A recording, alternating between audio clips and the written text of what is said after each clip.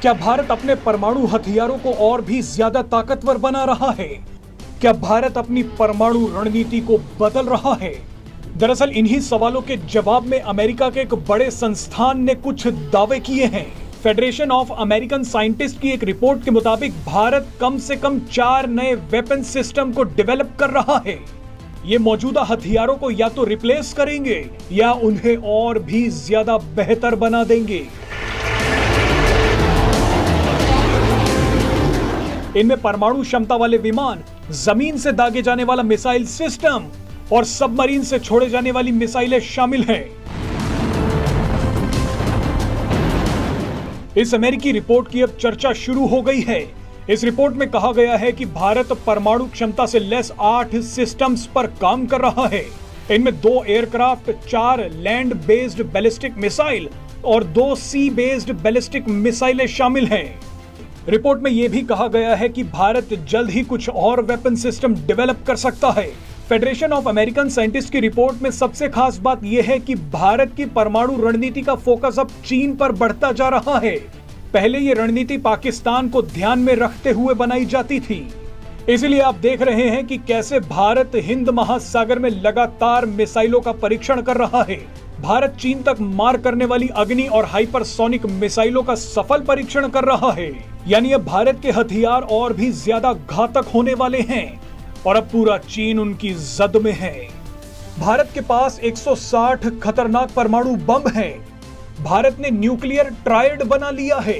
Nuclear triad का मतलब है कि भारत अब जमीन, आकाश और समंदर से परमाणु हमला कर सकता है। जमीन से भारत ने परमाणु क्षमता से लैस पृथ्वी और अग्नि सीरीज मिसाइलों का परीक्षण कर लिया है। समंदर में भारत INS अरिहंत सबमरीन से परमाणु हथियारों से लैस मिसाइल भी दाग चुका है। इसके अलावा आसमान से सुखोई, मिराज, जगुआर और राफेल लड़ाकू विमानों से परमाणु ग्रेविटी बम भी अब दागे जा सकते हैं। भारत अब अपनी तैयारियां पाकिस्तान नहीं, चीन को ध्यान में रखकर कर रहा है। इसका पहला संकेत तब मिला जब कुछ साल पहले भारत ने पहली माउंटेन स्ट्राइक कोर को बनाने की घोषणा की। भारतीय सेना में 3 स्ट्राइक कोर हैं, लेकिन तीनों ही पाकिस्तान को ध्यान में रखकर तैयार की गई हैं, जबकि नई माउंटेन स्ट्राइक कोर चीन के साथ पहाड़ों पर लड़ी जाने वाली लड़ाई को ध्यान में रखकर बनाई गई है। इसी के साथ भारत ने न्यूक्लियर डिटरेंस यानी अपनी परमाणु ताकत बढ़ाने की भी तैयारियां शुरू कर दी।